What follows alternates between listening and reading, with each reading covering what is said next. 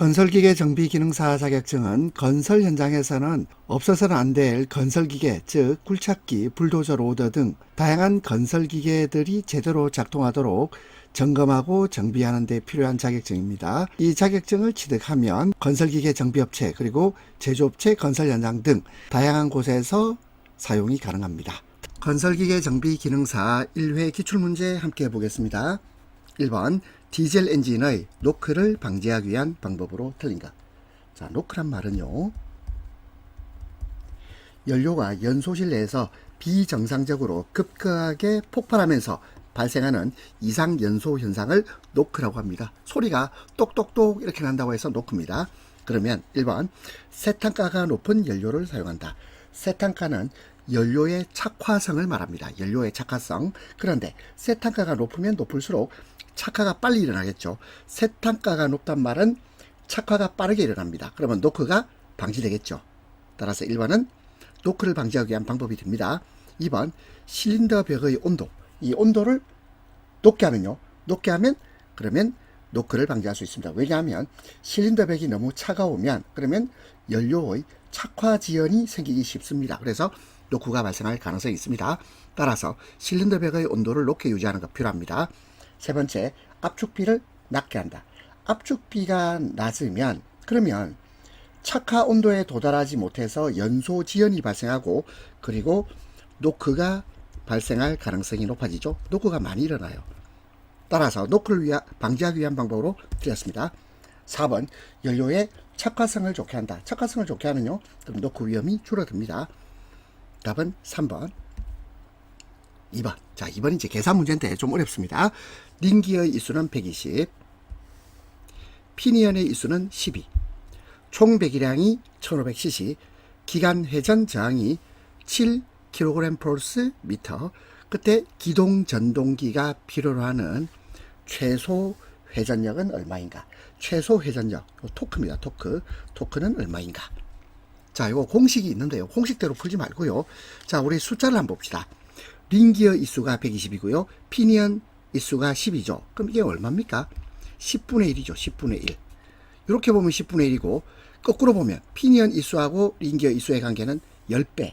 근데 링기어 이수와 피니언 이수는 10분의 1. 자, 그때 기간 회전 저항이 7입니다. 7. 그럼 7이면 그러면 기동 전동기가 필요한 최소 회전력 이것도 10분의 1로 줍니다. 그럼 이게 무슨 말이냐면 기동 전동기는 피니언을 통해서 링기어를 돌려서 엔진을 시동시켜요. 피니언을 통해서 링기어를 돌립니다. 이때 기어비를 통해서 회전력이 증폭이 되게 되는데요. 그런데 그럼 요 기어비가 어떻게 될까요? 10대 1이죠. 10분의 1이니까 10대 1이죠. 10대 1이란 말은 전동기가 1의 힘을 내면 엔진 쪽에서는 10의 힘을 전달받는다 이 말이거든요. 그러면 기간 회전 저항이 7입니다. 그러면 기동전동기는 이거의 10분의 1만 있으면 되고요. 이 10분의 1이 10배로 뻥튀기 되어서 기간 회전 저항이 됩니다. 그러면 7의 10분의 1은 얼마죠? 0.7이겠죠. 자, 그래서 이렇게 계산합니다. 120, 12, 7, 0.7. 자, 그리고 총 배기량, 이건 중요한 게 아니죠. 따라서 답은 1번이 되겠습니다. 자, 그래서 뭐 공식을 외워서 푸셔도 되지만 저는 링기어 이수하고 피니언 이수가 10대 1이야. 120대 12, 10분의 1입니다. 이때 기간 회전 저항이 7이면 기동 전동기가 필요한 최소 회전력은 이것도 10분의 1이 됩니다. 따라서 7의 10분의 1은 0.7. 3번 건설기계용 기관에서 밸브 간극. 밸브 간극이란 말은 밸브 스템 엔드란 말은 여기서는 끝부분을 말합니다. 밸브 스템 끝부분하고 로크암 사이의 간극을 밸브 간극이라고 합니다. 밸브 간극은 자, 이것은 밸브가 열리고 닫히는 동작이 정확하게 이루어지도록 하기 위해서 꼭 필요합니다. 왜냐하면 엔진이 가열되면 금속이 팽창하죠. 금속이 팽창하면 밸브 스템이 길어져요. 길어지기 때문에 그럼 이로 인해서 밸브가 완전히 닫히지 않을 수 있기 때문에 간극이 필요합니다. 그래서 밸브 스템 엔드와 로크암 사이의 간극을 밸브 간극이라고 해요. 4번 축전지 셀의 극판수를 증가하면 자, 축전지 우리 배터리입니다. 우리가 보통 배터리라고 부르는 거예요. 배터리 셀의 극판수가 증가되면 그러면 어떻게 될까요? 그럼 결국 전체 표면적이 커지겠죠. 전체 표면적이 커집니다. 표면적이 커지면 화학 반응이 활발해지고 더 많은 전류를 흐르게 할 수 있는 능력, 이걸 뭐라냐면 이용전류라고 합니다. 이용전류. 많은 전류를 흐르게 할 수 있는 능력을 이용전류, 이 이용전류가 증가하게 됩니다. 그리고 극판수가 늘어나면 보통 용량은 증가해요. 증가. 그리고 저항은요, 오히려 감소합니다. 그리고 허용전압, 이 허용전압하고 그리고 극판수는 별 상관이 없습니다. 따라서 극판수를 증가하게 되면 이용전류가 증가한다. 더 많은 전류를 사용할 수 있게 된다. 이런 뜻입니다. 답은 3번. 5번. 디젤 연료 계통의 공기 빼기 작업.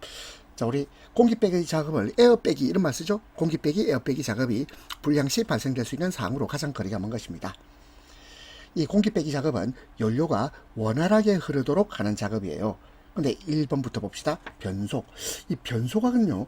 변속기 계통의 문제지 이 연료 계통 문제하고는 거리가 멀어요. 따라서 1번이 틀렸습니다. 따라서 공기 빼기 작업하고 변속하고는 별 상관이 없다. 그 다음에 2번. 엔진 기동이 잘 안 된다. 그렇습니다. 연료가 제대로 공급되지 않으면 엔진이 시동이 잘 안 걸릴 수 있고요. 3번. 분사 펌프의 연료 압송이 불량해지죠. 공기 혼입으로 압력이 불안정해집니다. 4번. 분사 노즐의 분사 상태가 불량해집니다. 왜냐하면 압력이 떨어져서 그래요. 따라서 답은 1번. 6번. 디젤 기관에서 가속 페달을 밟으면 직접 연결되어 작용하는 것입니다. 가속 페달 밟으면요, 그러면 연료 분사 펌프의 레크와 피니언, 가속 페달은 레크를 움직입니다. 가속 페달은 레크를 움직여요.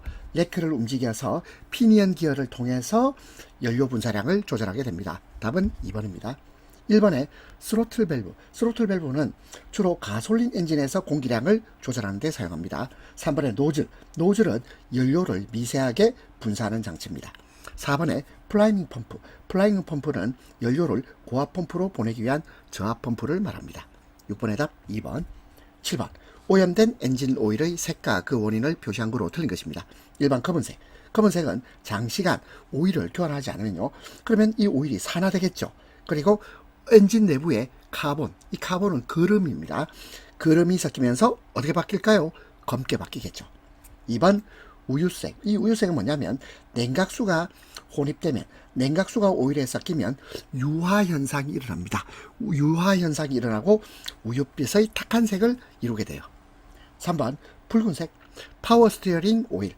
파워 스티어링 오일 자체가 원래 붉은색이에요. 붉은색이고 이것이 엔진 오일에 혼입되는 경우는 매우 드뭅니다.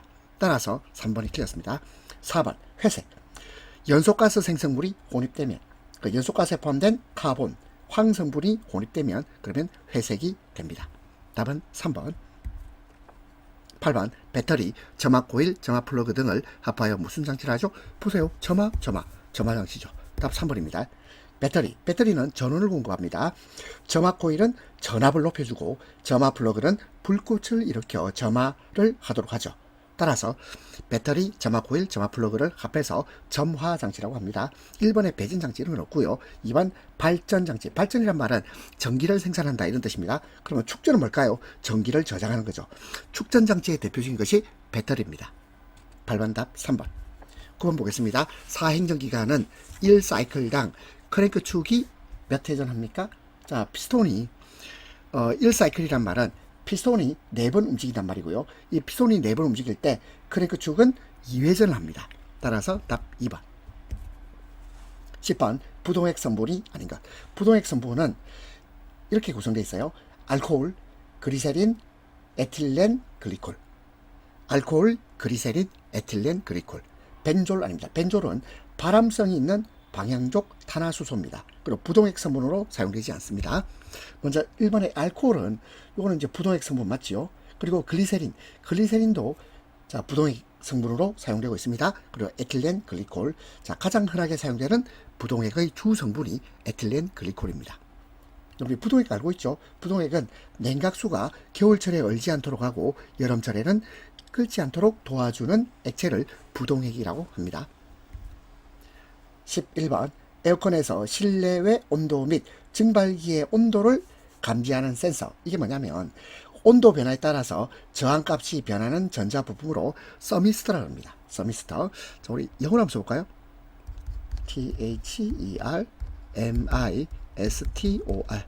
자, 뭐 영어 단어 외울 필요는 없습니다. 서미스터입니다. 따라서 에어컨에서 실내외 온도 및 증발기 온도를 감지하는 센서를 서미스터라고 한다. 1번 다이오드. 다이오드는 전류의 한 방향 흐름을 제어하는 부품을 다이오드. 두 번째 솔레노이드. 솔레노이드는 전자기력을 이용해서 기계적 움직임을 만들어내는 장치로 밸브 제어나 잠금 장치에 솔레노이드가 쓰입니다. 3번의 컨덴서. 컨덴서는 냉매열을 방출해서 액체로 응축시키는 장치입니다. 열교환기입니다. 열교환기. 따라서 답은 4번. 12번 디젤 기관의 과열 원인. 틀린 것입니다. 1번 PCV 밸브 작동 불량. PCV 밸브는요 주로 배출가스 저감 및 엔진 오일 오염 방지하고 관련되고 과열하고는 관계가 없습니다. 1번 답입니다. 2번 수온 조절기 작동 불량. 수온 조절기가 고장나면 그러면 냉각수가 라디에이터로 흐르지 않아서 엔진이 과열될 수 있습니다.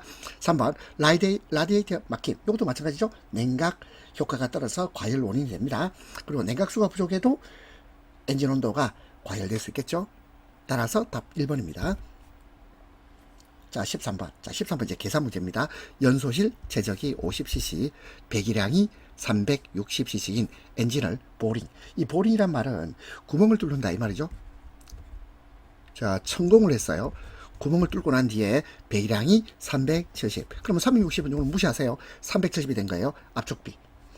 그러면 압축비 구하는 공식은 연소실 최적분의 배기량 플러스 연소실 최적입니다.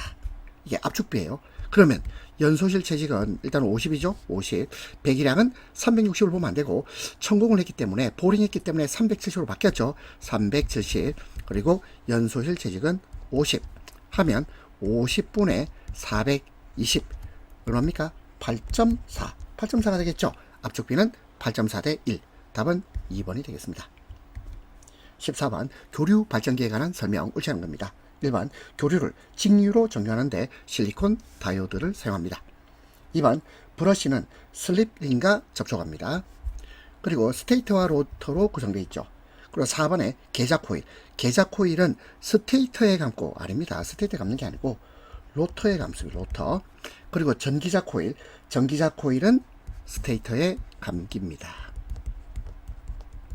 자, 그래서 로터와 스테이터를 자리를 바꿔줘야 되겠네요. 답은 4번이 되겠습니다. 자, 그래서 교류 발전기에 관해서 이제 문제를 풀어보셨고, 자, 15번입니다. 건설기계의 제동등. 제동등이란 말은 후방에서 차량의 감속을 알리는 역할을 하는 등을 제동등이라고 합니다. 그리고 1번 제동등의 등광색은 적색, 붉은색. 2번 제동등의 스위치는 브레이크 페달을 밟으면 작동됩니다. 브레이크 페달을 밟으면 스위치가 작동해서 제동등에 전류가 흐르죠. 3번 제동등 좌우 램프는 병렬로 접속되어 있습니다. 그래서 한쪽 램프가 고장 나더라도 다른 램프는 작동할 수 있도록 병렬로 접속되어 있다. 그리고 제동등 전구는 50에서 60W. 너무 밝죠? 이거 아닙니다. 50에서 60 너무 밝아요. 따라서 제동등 용도로 적절하지 않습니다. 보통 15에서 보통 21W가 가장 많이 사용됩니다. 답은 4번. 16번 전자제어 디젤 분사장치의 장점이 아닌 것. 전자제어 디젤 분사장치는 연료 분사를 아주 정밀하게 제어합니다. 정밀하게 제어를 해요. 전자제어니까. 그러면 1번 배출가스 규제 수준이 충족될 수 있겠죠. 환경기준에 적합하게 됩니다. 그리고 기관소음도 줄어들겠죠. 연소소음이 완화됩니다. 그리고 세 번째 연료 소비율. 연료 소비율은 감소됩니다. 감소. 그리고 최저가된 아주 조용한 정숙 운전이 가능하게 됩니다. 답은 3번. 17번 기관의 피스톤핀. 피스톤핀은 뭐냐면 피스톤과 커넥팅 로드를 연결하는 핀. 이걸 피스톤핀이라고 합니다. 피스톤핀의 고정 방법. 이건요, 세 가지가 있습니다. 고정식, 그리고 전부동식, 그리고 반부동식. 고정식, 전부동식, 반부동식이 있고요. 좀 이번 이러면 안 되죠. 반부동식. 제가 말을 잘못했어요. 고정식, 전부동식, 반부동식. 근데 반고정식이라는 용어는 일반적으로 사용되지 않습니다. 자, 다시 고정식, 전부동식, 그리고 반부동식. 1번, 3번, 4번이 기간의 피스톤 핀의 고정 방법입니다. 아닌 것은 2번. 18번 기간에 사용되는 밸브 스프링 점검과 관계없는 겁니다. 밸브 스프링 점검할 때 먼저 직각도는 스프링이 비틀어지지 않았는지를 확인하는 항목입니다. 2번 코일의 수는요, 요는 설계할 때 결정되는 요소지 점검 요소가 아니에요. 따라서 코일 수는 해당 사항 없고, 세 번째 자유높이란 말은 아무런 하중도 받지 않을 때의 스프링 길이를 자유높이라고 합니다. 4번에 스프링 장력은 스프링이 어느 정도 힘으로 복원되는지를 측정하는 항목입니다. 따라서 밸브 스프링 점검은 직각도, 자유높이, 스프링 장력을 점검합니다. 19번 디젤 기관의 실린더 헤드 변형은 무엇으로 점검하죠? 자, 이것은 고든자, 우리가 스트레이트 엣지라 그럽니다. 고든자와 그리고 필러 게이지. 그러면 고든자를 헤드 접촉면에 대고 그 사이의 틈새를 필러 게이지로 측정해서 얼마나 틀어졌는지를 확인합니다. 답은 4번이 되겠습니다. 1번 마이크로미터와 강철자, 이거는 주로 두께 또는 직경, 길이 측정할 때 마이크로미터와 강철자를 이용하고요. 2번 다이얼 게이지와 직각자, 이것은 진동, 편심, 직각도를 정밀히 측정하는 것이고요. 3번에 플라스틱 게이지와 필러 게이지는 베어링, 간극을 측정할 때 사용합니다. 따라서 실린더 헤드 변형은 고든자와 필러 게이지. 답은 4번. 20번 축전지를 충전하면 응극판은 무엇으로 됩니까? 하면 PB, 납입니다. 납으로 됩니다. 그러면 양극판은 뭘로 되죠? 양극판은 이산화납이에요. PbO2 이산화납, 요거는 양극판이 되는 것이고요. 그리고 응극판은 납이 됩니다. 납. 그리고 PbSO4, 이건 뭐냐면 황산납이라고 합니다. 황산납. 그리고 H2O는 물이죠. 물. 따라서 응극판은 축전지를 충전하면 응극판은 PB, 답은 2번입니다. 2번이고 양극판은 이산화납, PbO2가 됩니다. 21번 불도저의 최종 감속 장치에서 감속비가 제일 클 때 사용하는 감속기구입니다. 이게 유성기어기구입니다. 유성기어기구를 사용하게 되면 큰 감속비를 얻을 수 있습니다. 답은 3번입니다.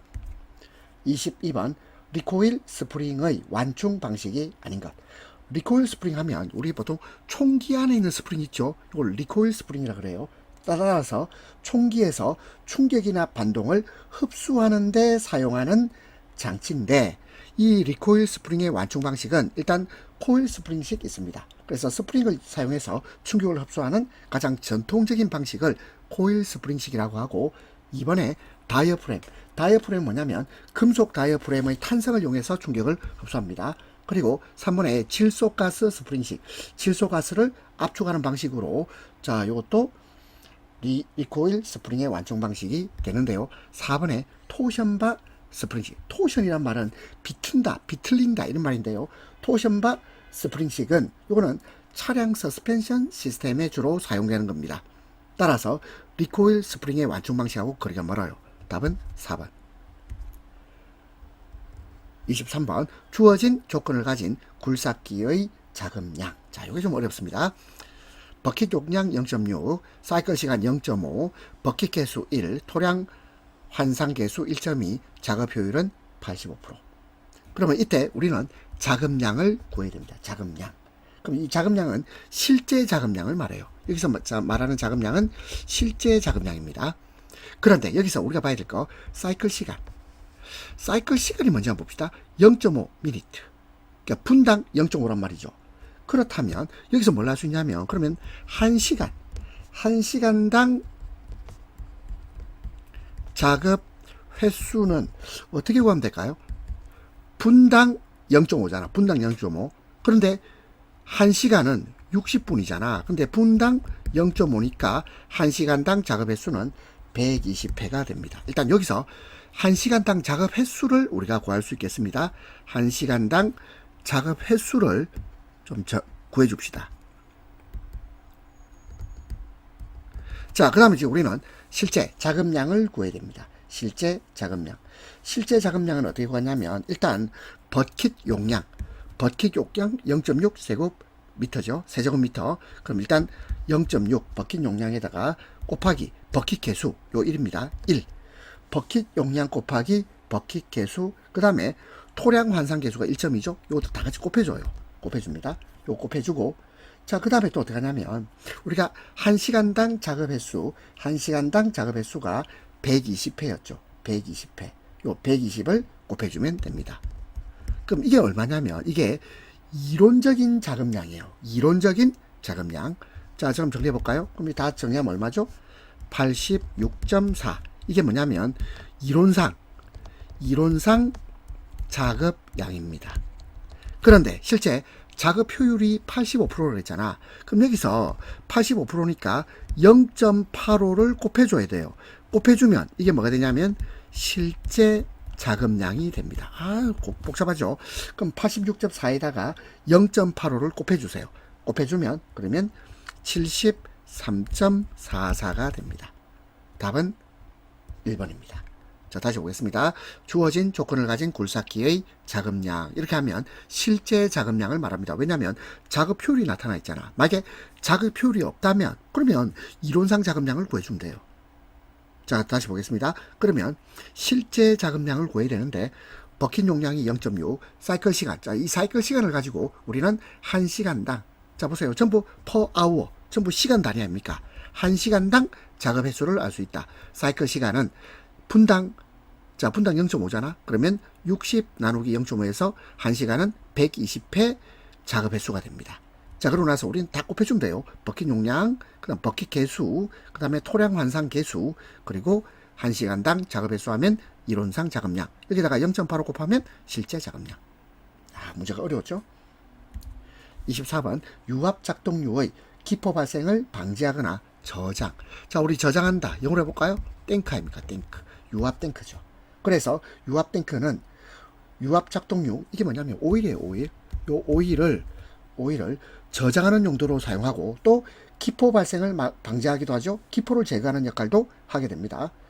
자, 1번 유압 밸브. 유압 밸브는 유압류의 흐름 방향 압력을 제어하는 역할, 유압 밸브입니다. 3번의 유압 펌프. 펌프는 기계적 에너지를 유압 에너지로 변환해서 유압유를 흐르게 하는 것. 그리고 4번의 유압 모터. 유압 모터는 유압 에너지를 기계적인 회전력으로 변환하는 장치, 유압 모터가 되겠습니다. 답은 2번. 25번 토크 컨버터 구성 부품입니다. 토크 컨버터의 구성품은 자, 뭐가 세 가지로 나뉘어져 있죠. 자, 따라서 이거는 임펠러 펌프, 그 다음에 터빈, 러너, 그리고 스테이터. 스테이터는 반작용 날개입니다. 그런데 베인. 자, 이 베인은요, 요거는 유체 흐름을 유도하거나 제어하는 날개인데, 요 베인은 기본 구성품으로 쳐주질 않습니다. 토크 컨버터는 임펠러, 터빈, 스테이터. 임펠러, 터빈, 스테이터. 세 가지가 기본 구성품입니다. 26번 유압 작동류가 갖춰야 할 조건에 대한 설명으로 틀린 것입니다. 1번 방청성. 방청성이 좋아야 금속 부식 방지가 되겠죠. 방청성이 좋을 것. 금속 부식 방지에 필요하다. 이 말이죠. 따라서 방청성이 좋아야 되고요. 두 번째, 온도에 대해서 점도 변화가 작아야 돼요.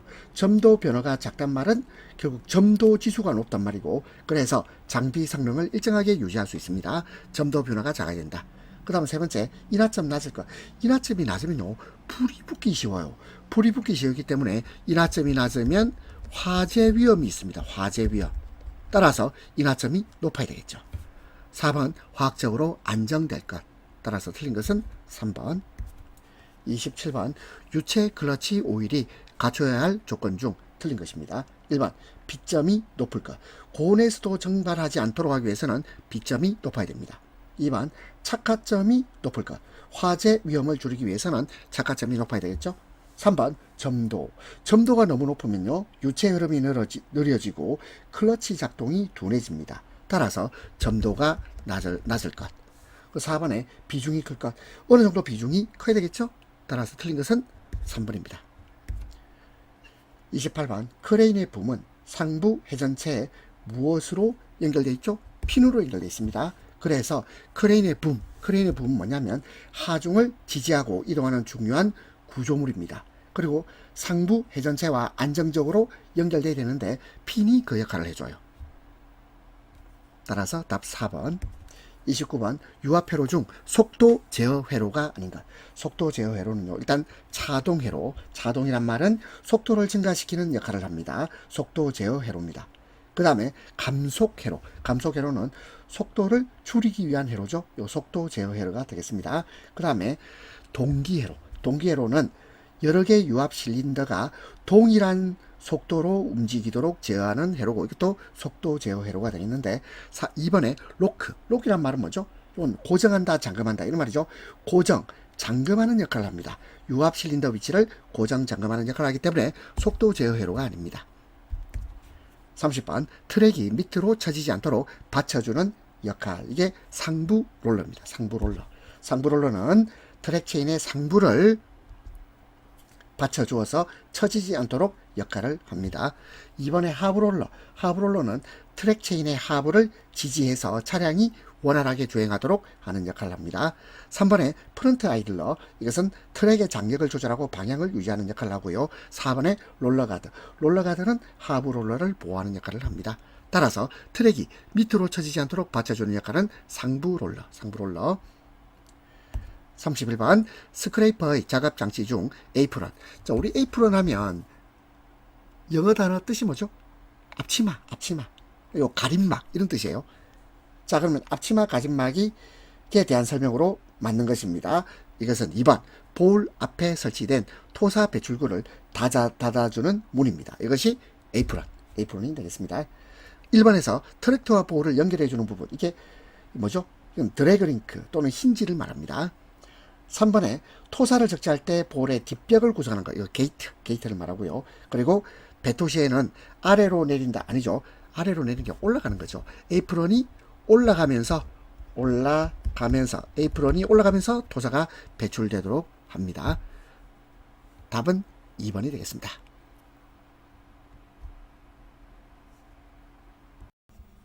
32번 지게차에서 리프트 실린더의 상승력이 부족한 원인과 거리가 먼 것입니다. 리프트 실린더의 상승력이 부족한 원인. 자, 그러면 이게 1번부터 볼까요? 불량, 막힘, 손상. 불량, 막힘, 손상. 다 답이 될 것 같죠? 근데 4번에서 틸트 컨트롤, 요거 한번 보세요. 틸트 컨트롤은 포크의 기울기를 조정하는 역할을 합니다.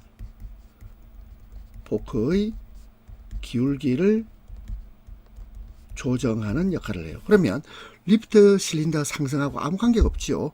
따라서 일단 답은 4번입니다. 1번부터 다시 봅시다. 유압 펌프의 불량. 유압 펌프는 유압 시스템에서 유압 오일을 공급하는 부품입니다. 그런데 유압 펌프가 불량하게 되면 유압이 충분히 공급되지 않겠죠? 그러면 상승력이 부족해질 수 있습니다. 리프트 실린더 상승력이 부족해질 수 있다. 2번 오일 필터의 막힘. 오일 필터가 막히면 유압 흐름이 제한됩니다. 따라서 리프트 실린더 상승력이 저하될 수 있겠죠. 3번 리프트 실린더 피스톤 실부가 손상되었다. 피스톤실이 손상되면 그러면 상승력이 부족하게 됩니다. 답은 4번. 33번. 자, 여기 좀 어렵습니다. 유압 실린더 피스톤 로드에 가해지는 힘이 5,000kg 포스. 피스톤의 속도가 3.8 m/min. 3.8 m/min. 실린더 내경이 8cm라면 소요되는 마력은 얼마인가 해서 이 마력에 PS가 나왔어요. PS. 자, 우리가 PS라는 것은 자, 이게 독일어거든요. 페르데가 뭘까요? 말입니다. 말. 그 다음에 슈테르케. 자, 페르데는 말이고 슈테르케는 힘, 마력. 이게 결국 독일식 마력을 PS라고 부릅니다. 그래서 이 독일식 마력이 우리나라에도 이거 적용되죠. PS는 마력입니다. 자, 그러면 이 마력을 구하기 위해서는 일단 우리가 동력 구하는 공식을 한번 생각해 봅시다. 동력, 힘을 구하는 공식은 자, 어떻게 구하느냐면 일단 F 곱하기 V에다가 분모에는 60 곱하기 1000을 해주면 됩니다. 그러면 F가 뭘까요? 이 F가 바로 힘입니다. 힘. F는 힘을 말하고요.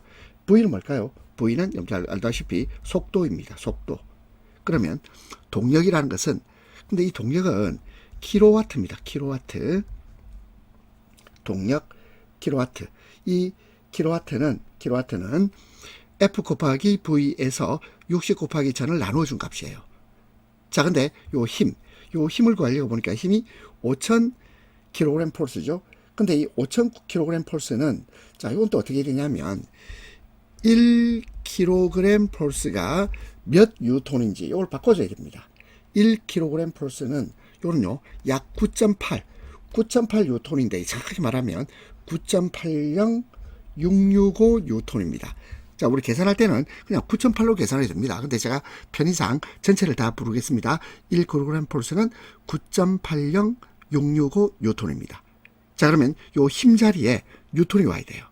자, 그럼 다시 식을 정리하면 60 곱하기 1000 분의 힘은요 5000kg 폴스니까 5000 곱하기 9.80665 하고 속도는 3.8이죠. 3.8m/m죠. 3.8 이렇게 해서 계산하면 자, 계산하면 얼마 나올까요?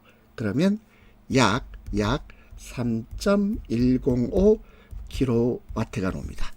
3.105kW. 그런데 또 해야 할 것은 1kW를 지금 뭘로 바꿔야 됩니까? PS로 바꿔야 돼요. PS로 바꿔야 되죠. 1kW는 몇 PS입니까? 하면 요거는요 1.36 PS입니다. 1kW는 1.36 PS. 그러면 3.105에다가 1.36을 곱하면 그러면 PS를 구할 수 있겠죠. 그러면 이 값은 약 4.2 PS가 나옵니다. 답은 4번이 되겠습니다. 33번 다시 봅시다. 유압 실린더 피스톤 로드가 가하는 힘이 5000kg 폴스입니다. 피스톤 속도가 3.8m/min 그리고 실린더 내경이 8cm. 자, 실린더 내경 이건 별 의미 없죠. 의미가 없네요. 소요되는 마력은 얼마인가? 이 마력 구하는 공식은 일단 동력부터 구해야 되는데 킬로와트. 이 킬로와트는 힘 F 그 다음에 속도 V 그리고 60 곱하기 1000을 나눠주면 돼요. 그리고 요 힘 F는요 이것은 뉴턴이면 뉴턴. 그런데 5000kg 폴스는 자 9.80665 뉴턴을 곱해주면 되겠죠. 5000에다가 9.80665를 곱해줍니다. 그 속도는 3.8m/min. 자, 식 정리하면 3.105 킬로와트가 되고 그러면 3.105 킬로와트에서 1킬로와트는 1.36 PS입니다. 그래서 3.105에다가 1.36을 곱해주면 자, 값이 구해지겠습니다. 34번 정용량형 유압펌프에서 토출되지 않거나 토출량이 적은 원인 틀린 것입니다. 자, 그러면 토출되지 않거나 토출량이 적단 말은 뭔가 문제가 있단 말이죠. 자, 봅시다. 틀리다, 부족하다, 헐겁다. 요거는요 토출되지 않거나 토출량이 적은 원인인데 2번부터 보겠습니다. 유압펌프의 회전 속도가 빠르면 이러면 어떻게 될까요? 그러면 토출량이 상대적으로 많아집니다. 토출량이 증가해요. 따라서 답 2번입니다. 자, 1번부터 볼까요? 유압펌프의 회전 방향이 틀리다. 자, 유압펌프는 특정 방향으로 회전하도록 설계되어 있습니다. 그래서 회전 방향이 틀리면 그러면 토출이 되지 않을 수 있겠죠. 3번에 작동유, 유압유가 부족하다. 작동유, 유압유가 부족하게 되면 펌프가 정상적으로 작동하지 않을 수 있겠죠. 그래서 이 유압유가 부족하면 펌프가 제대로 작동하지 않는 것, 이걸 캐비테이션 현상이라고 합니다. 캐비테이션 현상을 유발하게 됩니다. 그 다음에 4번 벨트 우동식에서 V벨트가 헐겁다. 벨트가 헐거우면 자, 그러면 토출량이 감소하거나 펌프가 작동하지 않을 수 있습니다. 왜냐하면 V벨트가 헐겁단 말은 동력이 제대로 전달되지 않는다는 뜻이거든요. 따라서 답은 2번 되겠습니다. 35번 도로주행 건설기계의 공기 브레이크에서 릴레이 밸브, 릴레이란 말은 뭘 전달한다 이 말이죠. 보내는 거예요. 릴레이 밸브에 대한 설명으로 틀린 것입니다. 1번 브레이크 밸브로부터 공급되는 공기압을 뒤 브레이크 챔버로 보냅니다. 릴레이 하죠. 그 다음에 2번 앞뒤바퀴 제동시기를 일치시킵니다. 그래서 릴레이 밸브는 바퀴의 제동시기를 일치시켜서 차량의 균형을 유지하도록 돕습니다. 3번 브레이크 페달을 놓았을 때 신속히 브레이크가 풀리게 합니다. 빠르게 풀리게 하고 4번 브레이크 챔버와 라이닝 사이에 설치되어 있다. 브레이크 챔버와 라이닝 사이에 설치되어 있는 것은 이것은 브레이크 캠입니다. 캠 또는 푸시로드. 푸시로드가 그러하고 그리고 릴레이 밸브는 브레이크 챔버 근처에 설치되어 있죠. 그래서 4번이 틀린 말로 되겠습니다. 36번 스크래이퍼의 성능과 관계없는 겁니다. 성능하고 관계가 있는 것부터 찾아봅시다. 속도, 용량, 중량 이 전부 스크래이퍼 성능과 관계 있어요. 왜냐하면 주행속도는 결국 스크래이퍼의 작업 효율과 생산성에 영향을 미칩니다. 그 다음에 보울의 용량, 한 번에 운반할 수 있는 흙의 양을 결정하는 것이 보울이죠. 보울. 그렇다면 보울의 용량, 한 번에 많은 양을 운반할 수 있기 위해서는 보울의 용량이 크면 되고 그러면 스크래이퍼의 성능이 향상됩니다. 그 다음에 4번 장비의 중량이 견인력과 그리고 작업 안정성에 영향을 미칠 수 있습니다. 성능과 관련이 되죠. 하지만 이번에 사이클 타임은 작업의 한 주기를 완료하는 데 걸리는 시간입니다. 성능하고 사이클 타임은 직접적인 관련이 없습니다. 37번 압력 제어 밸브 중 파일럿 작동형 가마 밸브. 자, 이거는요. 출구 쪽에 삼각형이 있어야 돼요. 삼각형. 출구의 삼각형 여기 있네요. 삼각형이 있어야 되고 그 다음에 점선도 있어야 됩니다. 자, 그러면 자, 한번 찾아볼까요? 출구에 삼각형이 포함되어 있어야 되죠. 그리고 점선도 존재해야 된다. 이것이 파일럿 작동형 가마 밸브의 기호입니다. 답은 바로 4번입니다. 38번 반복 작업 중 일을 하지 않는 동안에 펌프로부터 공급되는 작동유를 기름 탱크의 저압으로 되돌려 보냄으로써 유압 펌프를 무부하로 만드는 회로. 그래서 이것을 언로더 회로라고 합니다. 이 언로더 회로는 유압 시스템에서 펌프가 불필요하게 높은 압력을 유지하는 것을 방지하고 에너지를 절약하기 위해서 사용됩니다. 그래서 이를 통해서 유압 펌프의 부하를 줄여주죠. 무부하 상태로 만들게 됩니다. 답은 3번입니다. 1번에 중압회로.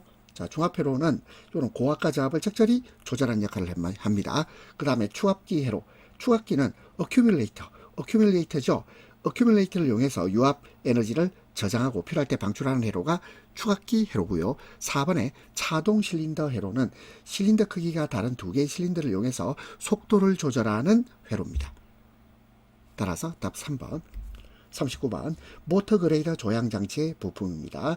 이 모터 그레이더 조향 장치는 일반적으로 타이로드 그리고 너클 그리고 드래그 링크입니다. 타이로드, 너클, 드래그 링크. 근데 4번에 스캐리파이어는 도로 표면을 긁어내는 장비입니다. 조향 장치, 방향을 조정하는 장치하고 아무 상관없죠. 스캐리파이어는 이것은 도로 표면을 긁어내는 장비의 일부입니다.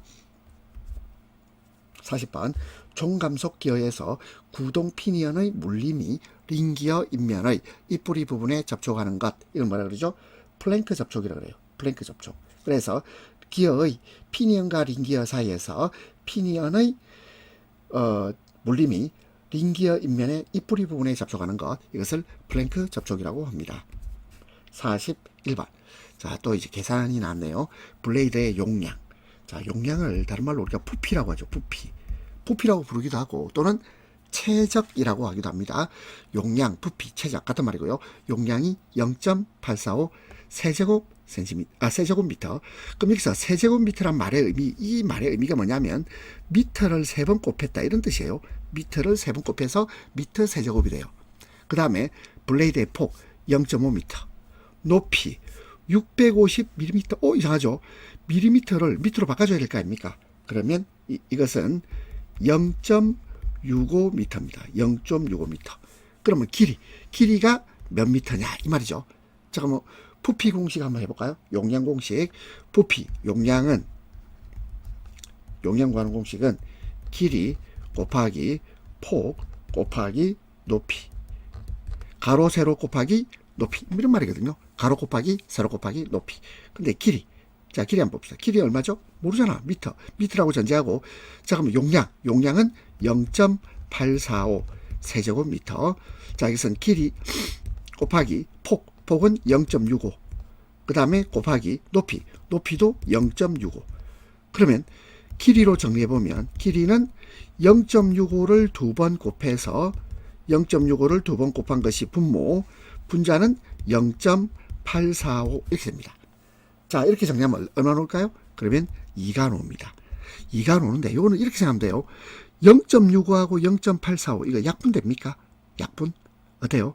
자, 물론 계산기 두드리면 됩니다. 근데 계산기 없다 하면 요걸 1이라고 봤을 때 0.845는 요거는요 1.3 정도가 돼요. 1.3 딱 정확히 떨어지죠. 맞나요? 6, 5하고 6, 3, 18, 5, 35 1.3 되잖아. 근데 1.3하고 0.65를 보면 0.65를 2배 하면 1.3이 되잖아. 그 2배라는 뜻이에요. 자, 이거 계산해 보세요. 0.65 곱하기 0.65분의 0.845 이렇게 됩니다. 그러면 길이가 2인데 2미터야, 미터. 근데 미터가 없네. 그러면 몇 밀리미터죠? 2미터는 2000 밀리미터죠. 밀리미터. 2000 밀리미터. 답은 4번이 됩니다. 41번. 기중기에서 붐각을 크게 한다. 붐각을 크게 한다. 이게 무슨 말인지 좀 이해해 봅시다. 붐각을 크게 한다는 말은 붐이 수직으로 선다, 뭐 이런 뜻이죠. 붐이 수직으로 섭니다. 수직에 가깝게, 정확하게 말하면 수직에 가깝게 선다는 뜻이에요. 그러면 1번 운전 반경은 운전 반경, 작업 반경, 이 작업 반경은 작아지겠죠. 뭐 수직으로보다는 수직에 가깝게, 이게 더 정확한 표현이겠습니다. 자, 수직에 가깝게 서는 것을 붐각을 크게 한다 이런 뜻이고, 그러면 작업 반경은 작아집니다.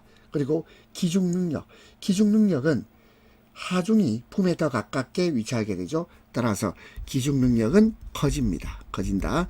그리고 임계하중도 커지겠죠. 증가합니다. 그런데 붐각을 크게 했다고 해서 붐 길이는요 그냥 그대로죠. 그대로 짧아진다. 틀렸죠. 붐 길이는 각도를 다르게 한다고 해서 붐의 길이가 달라지진 않겠죠. 붐 길이는 일정한 길이가 되겠습니다. 따라서 답 4번. 43번. 엑셀축의 차량 중량 지지 방식이 아닌 것인데요. 엑셀의 중량 지지 방식의 종류에서 1번 전부동식은 축 하중을 모두 외부 하우징이 지지하는 것을 말합니다. 주로 대형 트럭이나 버스는 전부동식이에요. 그 다음에 3번에 반부동식은 축 하중을 엑셀 샤프트가 일부 지지하는 방식인데 승용차나 소형 트럭은 반부동식입니다. 그리고 4분의 3 부동식은 반부동식과 전부동식의 중간 형태입니다. 그런데 4분의 1 부동식, 자, 이런 것은 일반적으로 사용되지 않습니다. 44번 모터 그레이드에서 앞바퀴 경사장치 경사각입니다. 앞바퀴 경사장치는요 작업 중 기계 방향을 좀 더 쉽게 조정할 수 있도록 합니다. 그리고 지면의 저항을 줄여서 조작을 원활하게 하고, 특히 경사진 지형이나 단단한 조형에서 조향성을 높여주는 역할을 앞바퀴 경사장치가 하는데, 이 경사각은 20도에서 30도가 적당합니다. 답은 2번. 45번 건설기계에서 유압 펌프를 교환한 후 시운전 요령 해당하지 않는 겁니다. 1번 유압 라인의 공기 빼기 작업, 에어 빼기 작업, 요거 필요하겠죠. 왜냐하면 공기가 남아있으면 유압계통이 원활히 작동하지 않고 캐비테이션이 발생할 수 있습니다. 따라서 1번 맞고, 2번 펌프의 회전 방향이 틀리지 않도록 해야 되겠습니다. 그래서 회전 방향이 잘못되어 있으면 내부 부품이 손상될 우려가 있습니다. 3번 유압 작동유가 탱크에 채워져 있는가를 확인합니다. 만약에 작동유가 부족하면 펌프가 마찰로 손상될 가능성이 있다. 4번 펌프의 성능 확인을 위해서 시동 후 2, 3초 이내 최대 부하 운전 아닙니다. 점진적으로 부하 운전을 해야 됩니다. 점진적으로. 자, 그래서 서서히 부하 운전을 해야 됩니다. 점진적으로 서서히. 그래서 시동 후 2, 3초 이내 최대 부하. 이게 틀린 말입니다. 답 4번. 46번 탄산가스 성질에 관한 사항 가장 거리가 먼데 탄산가스 여러분들 어디에 볼 수 있나요? 콜라나 사이다. 콜라나 사이다에서 뽀글뽀글 기포가 올라오는 거 봤지요? 이게 탄산가스입니다. 1번 대기 중에 기체로 존재합니다. 비중은 1.53 공기보다 무겁다. 맞고 두 번째 공기 중 농도가 크면 눈, 코, 입 등의 자극이 느껴집니다. 3번 무색, 무치, 무미. 맞죠? 색깔 없고 그 다음에 냄새 없고 그런 맛도 없어요. 그 다음에 4번 저장 운반이 간편하죠. 값이 쌉니다. 그래서 콜라나 사이다에 들어가 있단 말이에요. 따라서 답 4번. 47번 이산화탄소 아크 용접입니다. 이산화탄소 아크 용접에는 일단 용기 있어야 되죠. 탄산가스 용기가 있어야 됩니다. 탄산가스는 뭐냐면 이산화탄소를 여기에 모아놓은 것이죠. 그죠? 따라서 탄산가스 용기가 필수적으로 있어야 되고 그 다음에 또 용접기. 용접기도 필수적인 장비입니다. 그런데 산소. 이산화탄소 아크 용접에서 산소를 별도로 사용하지는 않죠. 따라서 3번 틀리고 4번 와이어 송급장치 이것도 필요합니다. 48번. 자, 이제 계산 문제네요. 최대 전격 2차 전류 160A, 허용 사용률 30%, 실제 용접 전류 140A, 전격 사용률. 자, 우리 전격 사용률 구하는 공식 볼까요? 전격 사용률은 최대 전격 2차 전류를 제곱을 해요. 제곱하고 그 다음에 또 실제 용접 전류, 자 이것을 제곱을 합니다. 곱하기 허용 사용률입니다. 자, 그럼 계산해 봅시다. 그러면 일단 최대 전격 2차 전류가 얼마나 그랬죠? 160A. 그러면 160을 일단 제곱을 한다 이 말이죠. 그 다음에 실제 용접 전류는 얼마입니까? 140. 140을 제곱을 해요. 그 다음에 허용 사용률이 30%입니다. 30. 이렇게 해서 계산하면 되겠죠. 자, 근데 잘 보세요. 160분의 140의 전체 제곱하고 같은 말 아닙니까? 그렇죠? 이게 무슨 말이냐면 이거는 160분의 140을 전체를 제곱하니까 같은 말입니다. 곱하기 30이에요. 그러면 160분의 140은 1보다 조금 작은 값이에요. 1보다 작은 값을 제곱해도 1보다 작습니다. 그러면 1보다 작은 값하고 30을 곱하면 전체 값은 30보다 작은 값이에요. 답은요 1번이겠네요. 자, 물론 계산기를 두드려도 됩니다만은 계산기 없이도 자, 이거는 30보다 작은 값이 정답입니다. 답 1번. 49번 용해 아세틸렌 가스 충전 압력으로 가장 알맞은 것입니다. 용해 아세틸렌은 자, 이게 무슨 말이냐면 아세틸렌은 상온에서 기체 상태로 존재하면서 쉽게 폭발할 수 있습니다. 그래서 아세틸렌의 폭발성을 줄이기 위해서 용해에서 충전한 것을 용해 아세틸렌이라고 합니다. 그러면 이 용해 아세틸렌 가스 충전 압력 실린더 내부에는 약 15kg 폴스 15kg 폴스 per 제곱센티미터 정도의 압력에서 충전됩니다. 15입니다. 15. 답은 4번. 50번 가스 절단 시 양호한 절단면을 얻기 위한 품질 기준과 거리가 먼 것입니다. 1번 슬래그. 슬래그는 뭐냐면 찌꺼기입니다. 찌꺼기. 찌꺼기 이탈이 양호할 것. 그렇죠. 찌꺼기가 쉽게 제거되어야 됩니다. 두 번째 절단면의 표면각이 예리할 것. 아주 깔끔하게 잘려져야 되죠. 세 번째 절단면이 평활하고 평평하고 노치는 뭐냐면 홈을 말합니다. 홈이 없어야 됩니다. 그 다음에 4번에 드래그의 홈. 이 드래그의 홈은 뭐냐면 절단면에서 발생하는 홈입니다. 이 홈이 아까 홈이 없는 게 좋다고 그랬잖아. 높고 클 것. 이게 틀린 말이죠. 그래서 드래그의 홈은 가급적 없는 게 좋겠죠. 답 4번입니다. 51번 도저의 성능과 안전작업 틀린 것입니다. 1번 불도저의 등판 능력. 등판 능력이란 말은 언덕을 올라갈 수 있는 능력을 말합니다. 이건 30도 정도입니다. 두 번째 틸트 도저의 좌우 경사 한계각은 40도입니다. 맞나요? 아니죠. 40도 아닙니다. 40도가 아니고 10에서 15도가 적당합니다. 10에서 15도, 10에서 15도. 3번 평탄도로에서 견인형은 대체로 자중이란 말은 물체 그 자체의 무게를 말해요. 자중, 물체 그 자체의 무게를 넘지 못한다. 4번 철토작업, 굳은 땅 옆으로 자르기, 제설작업 등에 쓰입니다. 52번 건설기계 엔진의 공회전 상태. 공회전 상태 점검상과 가장 거리가 먼 것입니다. 1번 에어클리너 청소. 청소할 때 공회전 합니까? 공회전할 때 청소하나요? 아니죠. 이 청소는 엔진이 정지된 상태입니다. 엔진이 정지된 상태에서 점검할 사항이 되겠습니다. 에어클리너가 청소는 엔진이 정지된 상태에서 점검할 사항이다. 2번 갑 접속부에 누유, 기름이 새는 거 있죠. 오일, 연료, 냉각수가 누출이 있는지 봐야 되겠습니다. 그 다음에 3번 유압 계통 이상이 있는지 봐야 되고, 4번 이상음 및 배기가스 색. 2번, 3번, 4번은 모두 공회전 상태에서 점검할 사항이 되겠네요. 53번 전기 용접 작업 시 주의사항으로 틀린 겁니다. 1번 용접 작업자는 용접기 내부에 손을 대지 않도록 합니다. 2번 용접 전류는 아크가 발생하는 도중에 조절한다. 아닙니다. 용접 전류는 용접을 시작하기 전에 조절합니다. 3번 용접 준비가 완료된 후 용접기 전원 스위치를 ON 시킵니다. 4번 용접 케이블의 접속 상태가 양호한가를 확인한 후 작업해야 되겠습니다. 답은 2번. 54번 배터리를 탈거. 자, 배터리를 분리했단 말이죠.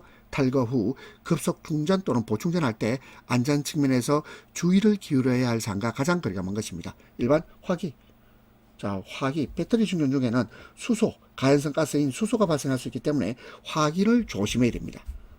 그 다음에 3번 환기. 마찬가지예요. 수소가 발생한다 그랬죠. 따라서 폭발 위험을 줄이려면 환기도 잘해야 되겠죠. 4번 그리고 전해액 온도. 급속 충전 시 전해액 온도가 상승할 수 있습니다. 이게 과열되면 배터리 손상이나 폭발 위험이 있어요. 따라서 주의를 기울여야 됩니다. 그런데 이번에 점화 스위치는요, 배터리가 탈거됐잖아. 점화 스위치는 관련이 없습니다. 55번 고전압 전선 부근에서 기중 작업 시 안전거리로 틀린 것입니다. 1번 전선 작업이 6600V일 때 3m, 전선 전압이 33,000V일 때는 4m, 그리고 66,000V일 때는 5m, 그리고 154,000V일 때는 자, 이거는요 7m입니다. 7m 이상 유지. 답 4번. 56번 제1종 유기용제의 색상 표시 기준. 제1종 유기용제는 인화성이 높고 건강에 유해합니다. 따라서 이거 뭔가 경고해야지. 경고. 주의를 요합니다. 경고. 빨강.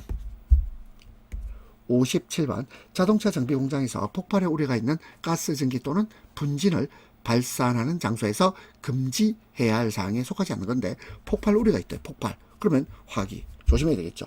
그 다음에 과열, 점화 이거 조심해야 됩니다. 그리고 사용 도중 불꽃 조심해야 되겠습니다. 근데 4번에 불연성 재료, 불에 타지 않는다 이 말이죠. 불연성 재료는 오히려 화재 예방에 도움이 됩니다. 그래서 이것은 적극 장려를 해야 될 사안이죠.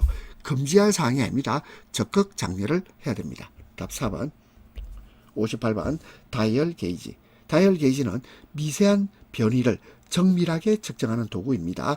다이얼 게이지로 휨을 측정할 때 올바른 설치 방법. 자, 보세요. 그럼 어떤 위치에 넣어야 됩니까? 보기 좋은 위치 아니죠. 우측 좌측 아닙니다. 그럼 어딜까요? 스핀들의 앞끝을 기준면인 축에 수직으로 설치합니다. 수직으로 설치해야 정확한 측정을 할 수 있게 됩니다. 답 2번. 59번 전기로 작동되는 기계 운전 중 기계에서 이상한 소음, 진동, 냄새 등이 날 경우 가장 먼저 최우선적으로 가장 먼저 체하는 거 어떨까요? 꺼야죠. 전원을 내립니다. 물론 2번, 3번, 4번도 논의가 될 수 있겠지만 가장 먼저 해야 될 것은 전원을 즉시 내리는 것이 제일 중요하겠습니다. 그리고 이번에 상급자 보고 이거 틀린 말은 아닌데, 근데 문제는 가장 먼저잖아. 가장 먼저. 그렇죠? 그리고 기계를 가동하면서 이러면 안 되겠죠. 올 때까지 기다린다. 이것도 말이 안 되는 소리예요. 답은 1번. 60번 해머 작업 시 주의사항이 아닌 것입니다. 1번 해머를 휘두르기 전에 반드시 주의를 살펴봐야 됩니다. 2번 해머머리가 손상된 것은 사용하지 않습니다.